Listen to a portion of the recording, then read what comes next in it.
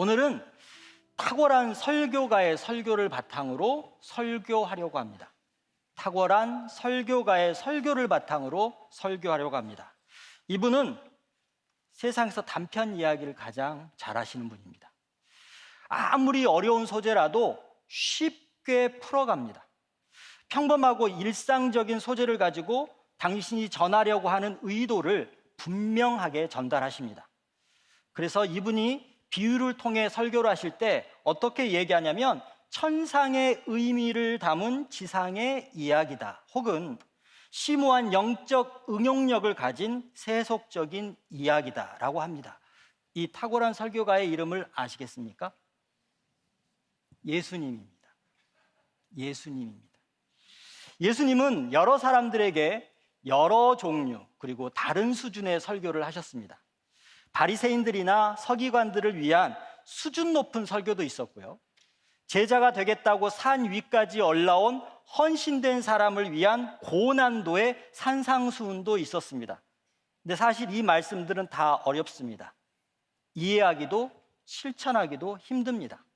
그래서 저는 그분의 설교 중에서 가장 쉬운 말씀인 씨 뿌리는 비유를 가지고 오늘 말씀을 전해보려고 합니다.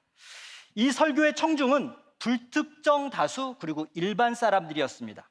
바닷가에서 마음 편히 귀만 기울이면 되는 그런 사람들을 위한 이야기입니다.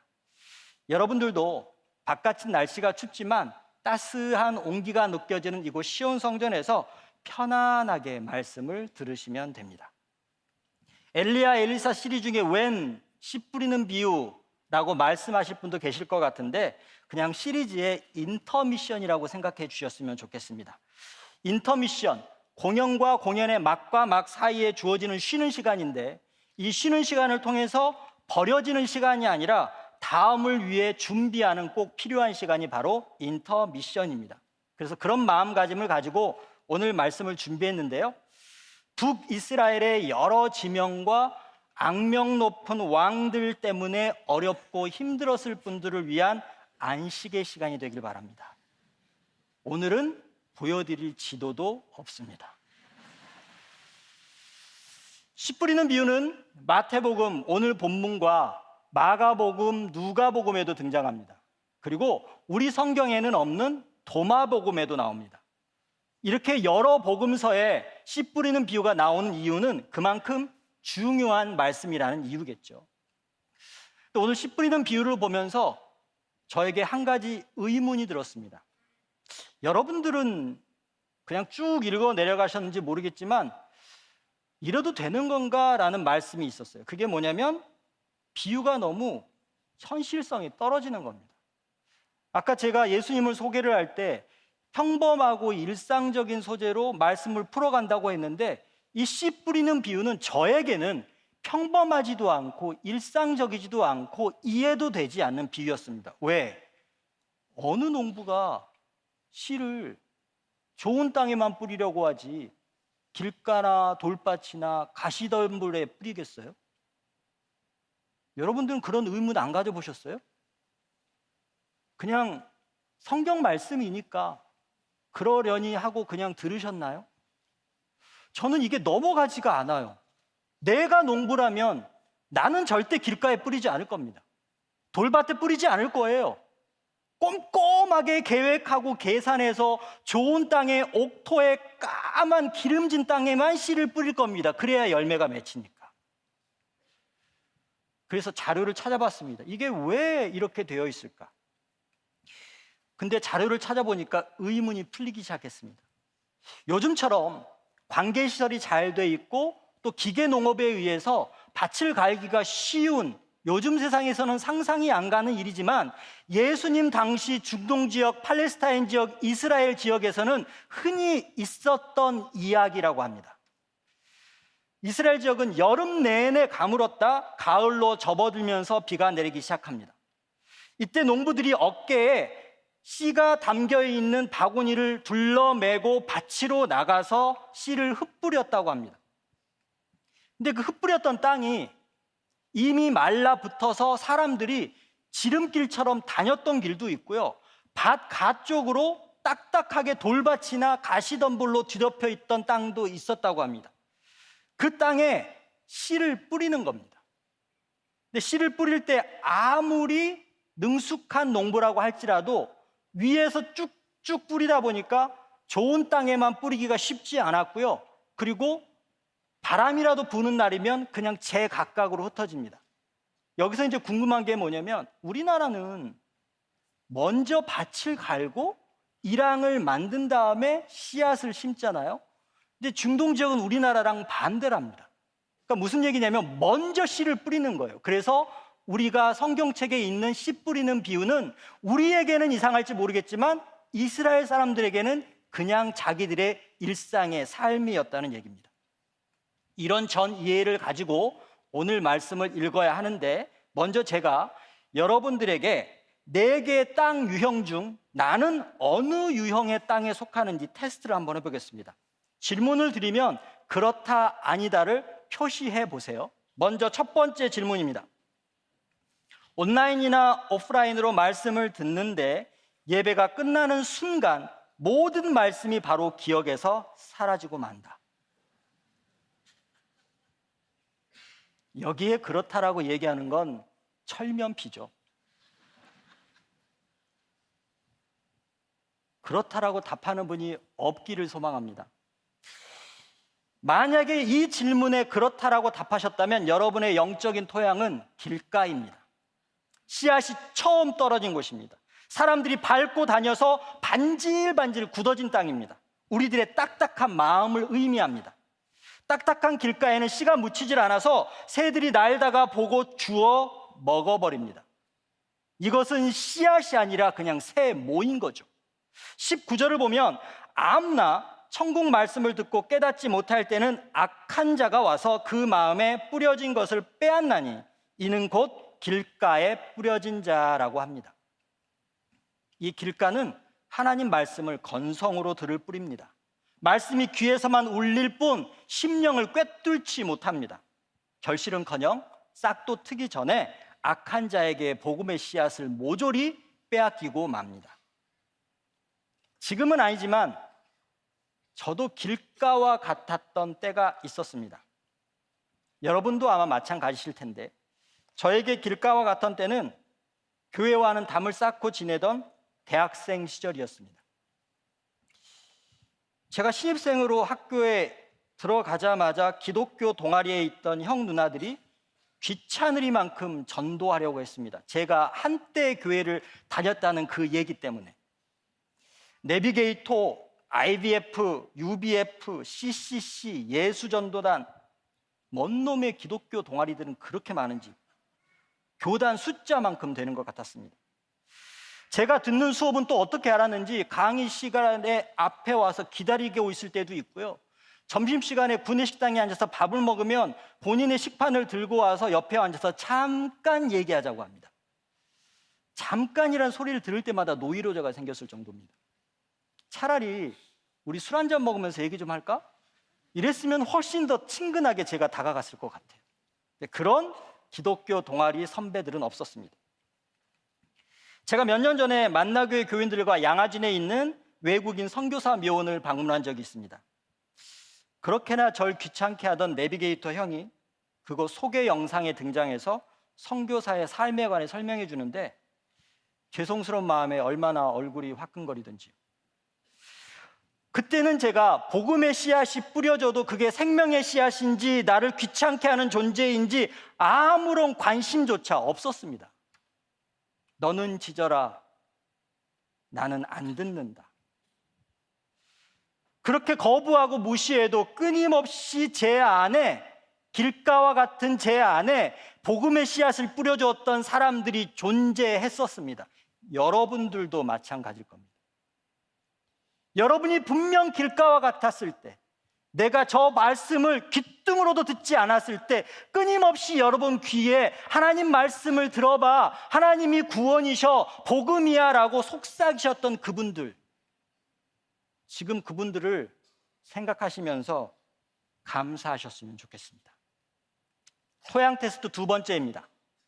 말씀을 들으면 회개의 눈물을 쏟고 은혜의 기쁨을 느끼지만 집에 가는 길에 짜증나는 일이 생기거나 집에서 배우자, 자녀 혹은 누군가 태클을 걸면 바로 은혜가 사라진다. 이 질문에 그렇다라고 답하셨다면 여러분의 영적 토양은 돌밭입니다. 길가에 이어서 씨가 흙이 얕은 돌밭에 떨어지는데 겉면에 흙이 살짝 덮여 있어서 부드러워 보이지만은 속에는 돌들이 잔뜩입니다. 아주 얄팍한 마음을 의미합니다. 씨를 뿌리면 싹은 나지만 뿌리가 없기 때문에 해가 뜨면 타서 곧 말라버립니다. 20절에서 21절을 보면 돌밭에 뿌려졌다는 것은 말씀을 듣고 즉시 기쁨으로 받되 그 속에 뿌리가 없어 잠시 견디다가 말씀으로 말미암아 환난이나 박해가 일어날 때에는 곧 넘어지는 자다. 처음 말씀을 들을 때는 기쁨으로 받습니다. 문제는 뿌리를 내리지 못한다는 사실입니다.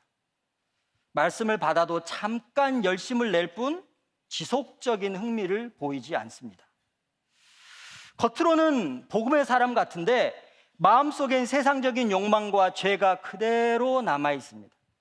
신앙의 사람인 것 같은데 작은 어려움이나 환난이나 핍박이 다가오면 금방 신앙을 버리고 맙니다.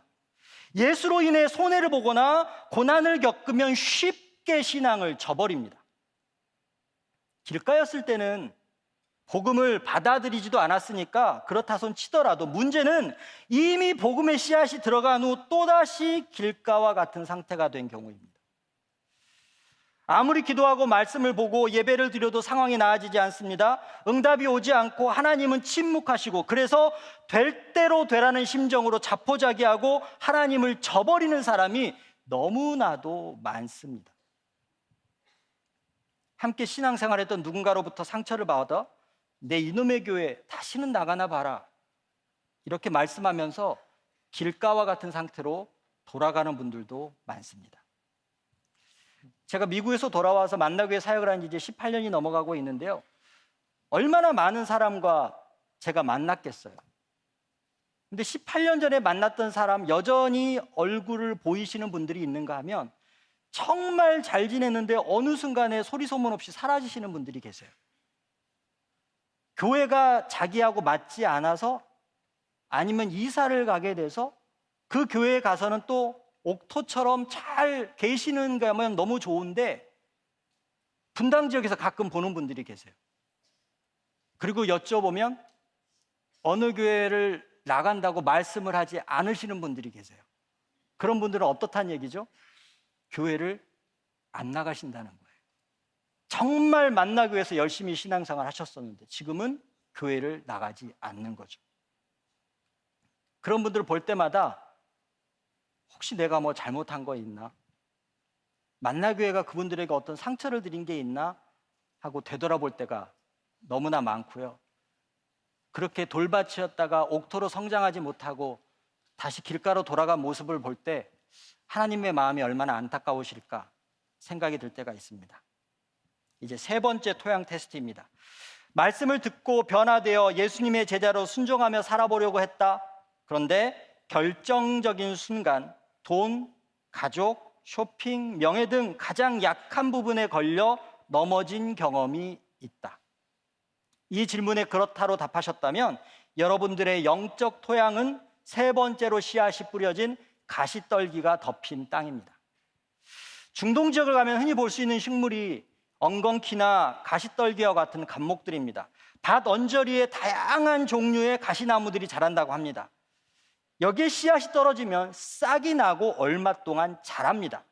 그런데 가시나무가 씨앗이 잘 자라지 못하도록 기운을 막아서 열매를 맺지 못합니다. 햇빛을 받지 못하도록 방해를 할 뿐만 아니라 영양분도 다 빼앗아서 자랄 수가 없는 겁니다. 22절 말씀을 보면 가시떨기에 뿌려졌다는 것은 말씀을 들으나 세상의 염려와 재물의 유혹에 말씀이 막혀 결실하지 못하는 자다.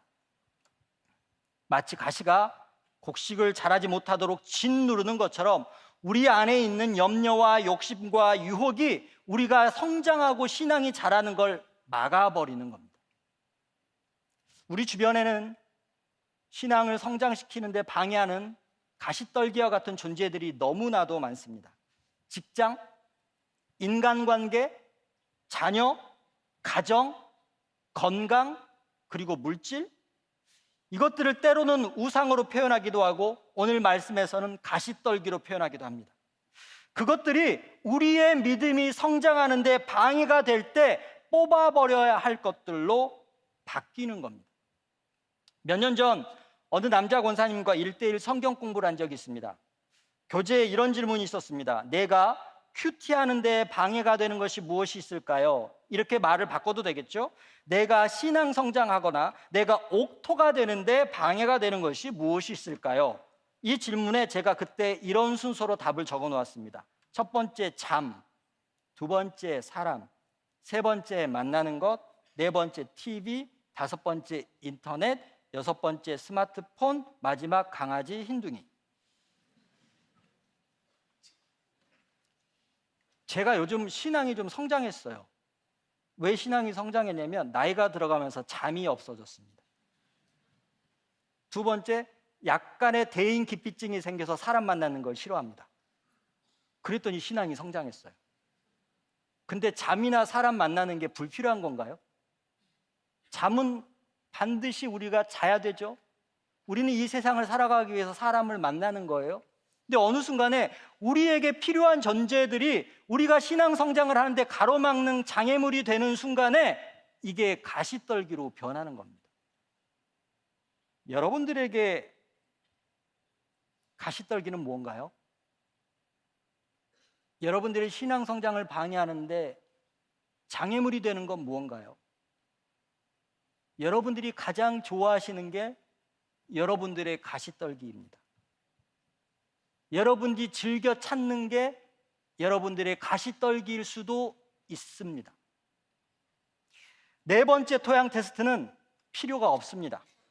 앞에 테스트를 다 넘어오신 분들의 영적 토양이 바로 좋은 땅이기 때문입니다.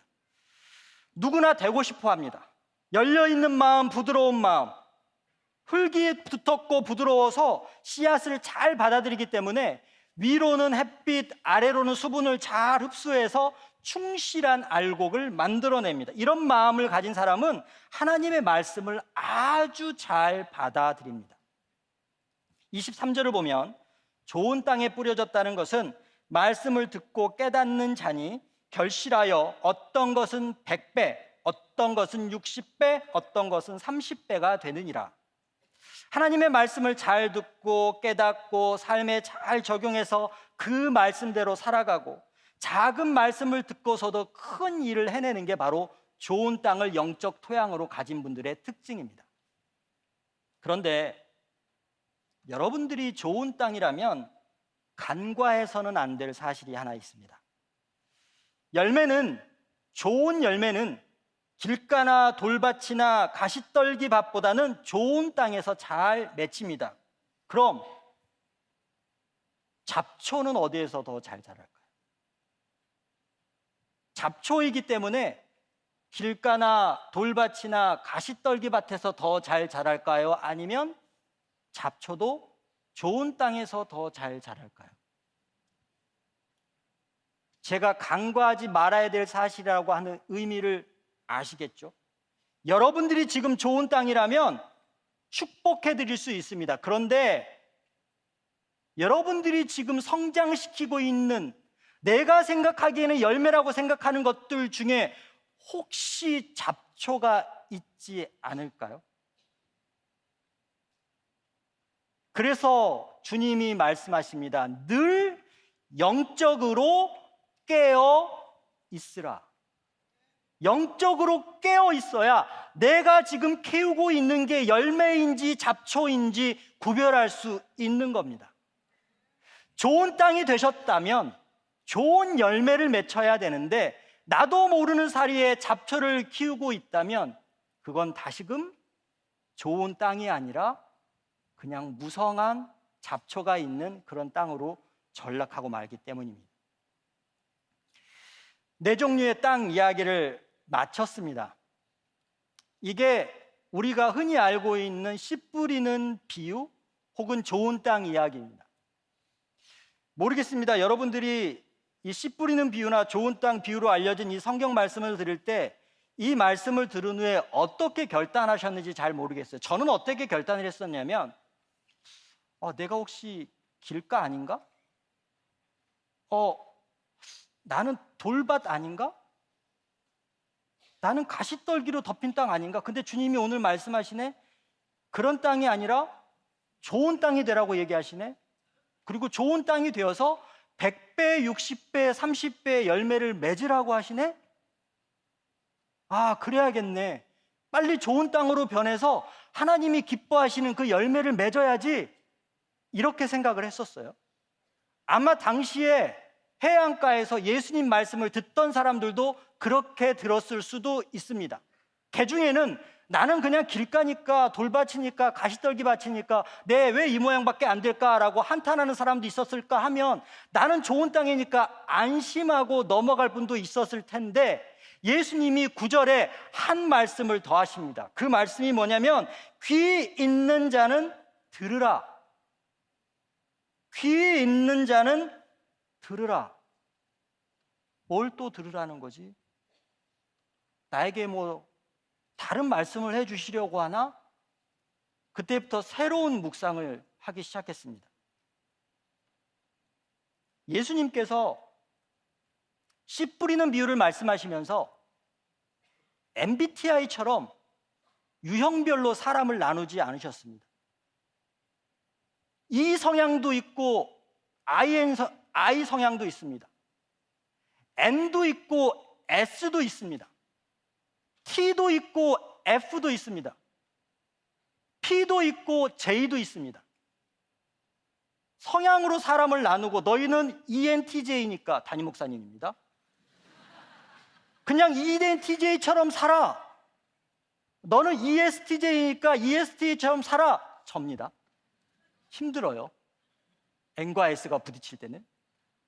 이렇게 사람을 유형별로 나누지 않으셨어요. 더군다나 예수님은 우열반, 열등반으로 서열을 나누지 않으셨어요. 무슨 얘기냐? 너는 길가니까 쓸모없어. 나 너 사랑하지 않아. 너는 돌밭이니까 조금 봐주려고 하다가 안 되겠어. 너는 또 어느새 가시떨기에 져가지고 또다시 길가가 돼? 너는 좋은 땅이야? 이러지 않으셨다는 거예요. 여러분 중에 길가나 돌밭이나 가시밭인 사람들은 좋은 땅이 되기 위해서 무지무지 노력하실 거 아니에요. 저도 엄청 노력했어요. 그리고 좋은 땅인가 됐을 때 주님께 여쭤본 적이 있어요. 주님, 저는 무슨 땅인가요? 그때 주님의 대답이 기가 막혔습니다. 너는 내게 다야. 너는 길가야. 너는 돌밭이기도 해. 너는 가시떨기 덮인 땅이야. 아주 가끔 좋은 땅이야. 맞더라고요. 그게 맞았어요. 어제는 좋은 땅이었다가 그 다음 날은 길가였어요. 그리고 그 다음 날은 옥토로 바뀌었고 계속 반복적으로 왔다 갔다 하는 거예요. 그때 묵상을 하다가 제가 미국에 있을 때 채소밭을 일군 적이 있습니다. 그때가 생각났습니다. 제가 자의로 채소밭을 일군 건 아니고요. 저희 집에 오신 장모님이 멀쩡한 잔디 마당의 일부분을 밭으로 만들자고 하셨습니다. 늘 그렇듯이 장모님의 명령이 떨어지면 일꾼들은 사위입니다. 먼저 잔디를 갈아엎어야 되고 거기를 밭으로 만들어야 되는데 제가 살던 지역에 땅이 그렇게 좋지 않았고요. 잔디를 걷어놓고 봤더니 진흙이었습니다. 삽이 제대로 들어가지도 않는 진흙. 그때 저희 옆에 저희 동서가 살고 있었는데 저희 동서는 80kg가 넘습니다. 저는 50kg대였을 때입니다. 두 명에게 삽을 하나씩 주시고 땅을 파라고 하는 겁니다. 장모님은 집안에 계시면서. 그래서 삽질을 했습니다. 저희 동서가 한 번 삽질할 걸 전 4번 삽질을 해야 그만큼 땅을 파냅니다. 그 모습을 보면서 참 저건 시원찮네 라고 하셨던 장모님의 모습이 아직도 서운합니다. 땅을 파헤치고 나면 끝날 줄 알았는데 이제는 4x4 목재를 사다가 땅판 주위로 경계목을 설치해야 합니다. 그래야 잔디가 이 밭으로 들어가지 않으니까. 경계목을 설치한 다음에 이제 또 흙을 사서 거기에 뿌려야 합니다. 흙이 뭔가 자랄 수 있는 흙이 아니니까 좋은 흙을 갖다가 부어야 되는 거였어요. 엄청나게 갖다 들이부었습니다. 이제는 끝났겠지. 근데 또 다른 노역이 시작되었습니다. 이랑을 만들고 씨를 뿌리고 잡초를 뽑고 잎이 너무 거세기 전에 또 따고 다듬고 아침에 물도 줘야 하고 시들해지면 비료도 줘야 하고. 그때 제가 주중에는 박사과정 수업을 듣고 있었고 주말엔 교회 사역을 함께 하고 있었는데 농사까지 쓰리잡을 하면서 제 인생 육체적으로 가장 고단했던 시기가 그때입니다. 차라리 군대를 2번 가는 게 낫겠다라는 생각을 했었습니다. 오늘 말씀을 준비하면서 그때 생각이 떠올랐습니다. 왜냐하면 옥토는 저절로 만들어지는 게 아닙니다. 그리고 옥토는 길가였던 땅이 자정작용을 통하여 옥토로 변하는 게 아닙니다. 돌밭은 가만히 있는데 옥토로 변하는 게 아닙니다. 밑에 있던 돌이 갑자기 튀어나와서 돌이 사라지고 그래서 옥토가 되는 게 아닙니다. 가시떨기 밭은 가시가 갑자기 사라져서 없어진 다음에 그냥 땅이 그대로 드러나서 가시떨기가 아닙니다. 옥토가 되기 위해서는 누군가의 수고와 헌신과 노력이 들어갔는데 우리가 옥토가 되었다면 우리를 옥토로 만드신 분이 누구란 얘기예요? 하나님이신 거예요. 하나님이 하신 거예요. 하나님이니까 손가락 하나로 말씀 한마디로? 아니요. 하나님이 우리를 옥토로 만드시기 위해서 손은 다 긁히고요, 피가 나고요, 찢기고요, 벗겨지고요, 좋은 땅을 만들어내기 위해 자기 자신의 아들마저 내어주시는 고통을 감내한 다음에 우리가 옥토가 된 겁니다. 한 걸음 더 나가 볼까요? 죽을 고생을 해서 밭을 만들고 씨앗을 뿌리고 애주중지 키웠는데 그 결과를 보고서 저는 또 한 번 좌절했습니다. 크기도 작고요, 모양도 형편없는 거예요. 그나마 실한 열매들은 토끼가 와서 다 먹어버렸습니다. 저 같은 초보 농부가 오이하고 호박을 같이 심었어요. 그랬더니 오이하고 호박이 접붙어서 오이도 호박도 아닌 게 나왔더라고요. 저는 그게 실한 열매인 줄 알고 얼마나 좋아했다고.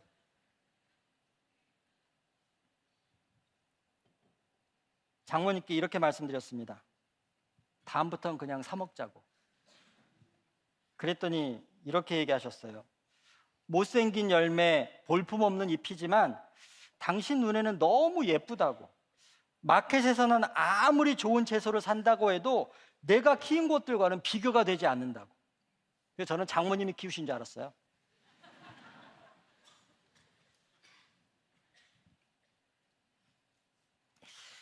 근데 나이를 먹어가니까 그때 그 얘기가 이해가 조금씩 됩니다. 그리고 씨 뿌리는 비유를 묵상하면서 딱딱한 길가를 다지고 어느새 쑥쑥 자라는 잡초들을 직접 뽑으시는 하나님의 열심을 어렴풋이 이해할 듯합니다. 씨 뿌리는 비유를 저는 목적 지향적으로 이해를 했었어요. 아까 말씀을 드렸던 것처럼 하루빨리 좋은 땅이 돼서 하나님이 기뻐하시는 열매를 맺어야 되겠다라고 생각을 했었습니다. 그래서 열매를 맺기 위해서 하나님을 앞설 때도 있었고요, 심지어 하나님과 아무런 관계가 없는 열정과 열심을 낼 때도 있었습니다. 그런데 하나님은 우리를 통해서 더 많은 열매를 얻으려는 데 관심을 두지 않으십니다. 하나님의 목적은 열매가 아니라 길가나 가시밭 같은 우리의 마음밭을 좋은 땅으로 만들어가는 데 계십니다. 설교 초기에 오늘의 본문 말씀을 보고 나서 이해가 안 간다고 말씀을 드렸잖아요. 어느 농부가 좋은 땅에 씨를 뿌리려고 하지 나쁜 땅에 뿌리려고 하겠어? 근데 제가 하나님을 너무나 몰랐던 거예요. 만약에 하나님이 열매에 관심이 있으셔서 내가 좋은 열매, 많은 열매를 얻어야 되겠다라고 생각하셨다면 하나님은 어디에 씨를 뿌리셨을까요? 하나님도 좋은 땅에 뿌리셨을 거예요. 근데 하나님이 좋은 땅에 씨를 뿌리셨다면 저와 여러분들이 이 자리에 있을까요? 여기 처음부터 늘 좋은 땅이었던 분들은 안 계실걸요? 하나님이 좋은 땅에만 씨를 뿌리셨다면 여기 있는 어느 누구도 하나님의 사랑을 느낄 수 있는 이 자리에 올 사람이 한 명도 없어요. 제가 길가였을 때 누군가를 통해서 씨를 뿌리셨고, 제가 돌밭이었을 때도 누군가를 통해서 돌을 걷어내셨고, 제가 가시떨기 밭이었을 때도 누군가를 통해서 가시떨기를 걷어주셨기 때문에 제가 이 자리에 있는 겁니다. 그리고 여러분도 이 자리에 계신 겁니다. 귀 있는 자는 들으라. 귀 있는 자는 내가 열매에 관심이 있는 게 아니라 너희의 마음밭을 기경해서 너희가 좋은 땅, 옥토가 되는 데 관심이 있다는 걸 들으라는 얘기예요. 열매 맺으려고 하기보다는 좋은 땅이 되면 열매는 자동적으로 맺힐 텐데 왜 그렇게 열매 맺는 거에만 치중하고 결과에 관심을 두고 하나님께 뭔가를 해드리려고만 하냐? 내가 다 할 텐데. 옥토는 너희들이 만드는 게 아니야, 내가 만드는 거지라고 하나님이 귀 있는 자는 들으라고 얘기하시는 거예요. 정말 우리를 좋은 땅으로 만드시는 그 모습을 보면 왜 저렇게 쓸데없는 일을 하시지? 효용성이 떨어지는 일을 하시지? 그렇게 생각이 되는데, 하나님 눈에는요, 하나님이 기르시고 하나님이 이 땅에 보내신 우리가 보잘것없고 열매를 맺히지 못할지라도 너무나 예쁘신 거예요. 그래서 어떻게든 그거를 좋은 땅을 만드셔서 좋은 땅을 키우시는 거예요. 지금 우리가 광야 구덩이에 던져졌든 따분하고 지루한 일상의 광야에 있든 철저하게 잊혀진 광야에 있든 소망이 사라진 상실의 광야에 있든 상관없이 주님은 그 광야를 찾아오셔서 땅을 고르고 가시와 잡초를 제거하고 물을 주어서 좋은 땅으로 만들고 계세요. 우리 눈으로 직접 보이지 않지만 숨어 계신 하나님께서 하나님의 열심으로 그렇게 만들어 가고 계세요.